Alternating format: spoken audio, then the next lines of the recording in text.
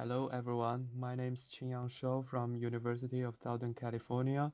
Thanks for giving me the chance to present here, and my topic today is the super resolution multi-band ASL using gSLIDER enhanced resolution as the slider technique.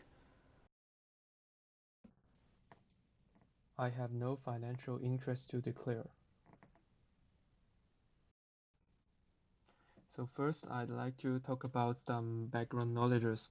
So arterial spin labeling is a perfusion imaging technique which has the advantage that it's completely non-invasive and it can quantitatively measure cerebral blood flow. However, it has also some main disadvantages of having relatively low spatial resolution and also low signal-to-noise ratio. So the aim of our study is to develop a super resolution reconstruction method to both get a better spatial resolution as well as improve the SNR efficiency. This study is based on two of the ASL imaging techniques. The first is the simultaneous multi-slice, and this technique can get several slices at the same time, and so it can greatly reduce the scan time and so can reduce the T1 relaxation effect of the label. The second technique is the constrained slice-dependent background suppression technique, and this technique can greatly suppress the background signals of the image and improving both temporal and spatial signal-to-noise ratio of the ASL images. Next, I'm going to talk about the methods of this study. To get our super resolution images, first we need to acquire two sets of low resolution scans with the resolution of 2 by 2 by 4, which has a 2 mm slice shift between each other. Since it is multi-band acquisition, we also need to get a single band reference for each of them. Then we apply the unfolding process to get the unfolded multi-band images. And finally, we apply our slider technique to get our super resolution images. We also get a set of high resolution images with spatial resolution of 2 by 2 by 2 as to compare with our reconstruction methods. Here are our scan parameters. So to make the two scans comparable, we add 100% slice gap in the high resolution scan in order to make its temporal order similar to the low resolution ones. In all of these scans, we use multiband factor of 4, which can best reduce the T1 relaxation effects. After we get our low resolution images, we can write a set of equations. So on the left side of the equation, we have our unknown high resolution slices, while on the right we have our acquired low resolution images from the two slice shifted sets.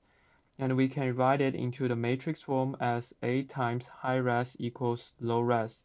So our target is to solve this inverse problem. To solve this equation, we will need to calculate the pseudo-inversion of A matrix. So here we use the singular vector decomposition and the takeoff regularization to calculate the pseudo-inversion of the matrix.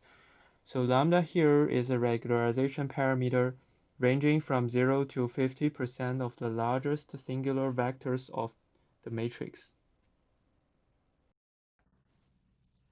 To evaluate the results of the super resolution images, spatial and temporal signal-to-noise ratio in the gray matter areas were calculated.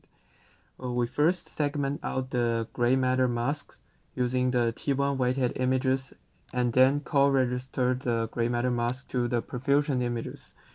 So spatial SNR was defined by the mean signal in the sum of even and odd perfusion images divided by the standard deviation of difference between even and odd perfusion images. We use this different definition from the traditional one because of the inhomogeneous noise distribution of the images.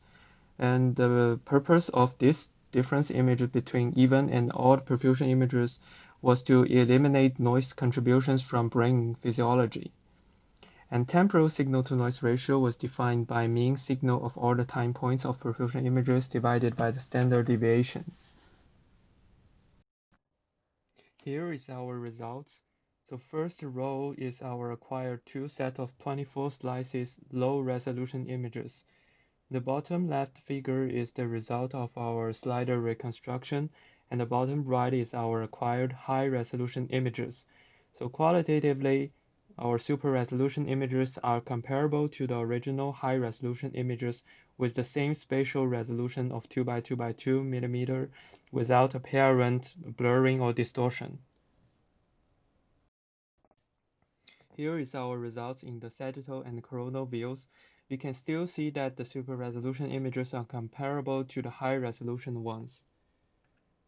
The table shows both the spatial and temporal SNR of these images. So our super resolution method gets a 41.6 increase in spatial SNR and a 45.5% increase in the temporal SNR, which is similar to the theoretical square root of 2 gain because of a double time signal acquisition. Here we compare the choice of different regularization parameters. The table and figures shows that as lambda becomes larger, though the SNR of super resolution improves, there appears to be some blurring effects in the images as a result of over-regularization, so we have to carefully choose a proper parameter according to our needs. And here is the conclusion. With a super resolution method and an optimized SMS Picasso protocol, we can get a high resolution perfusion weighted images with a higher SNR efficiency compared to the current existing ASL techniques.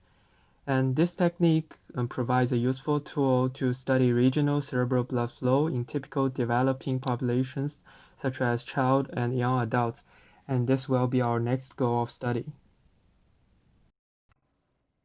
Thank you for your attention, and I would like to acknowledge the help from my lab mates and the NIH grant.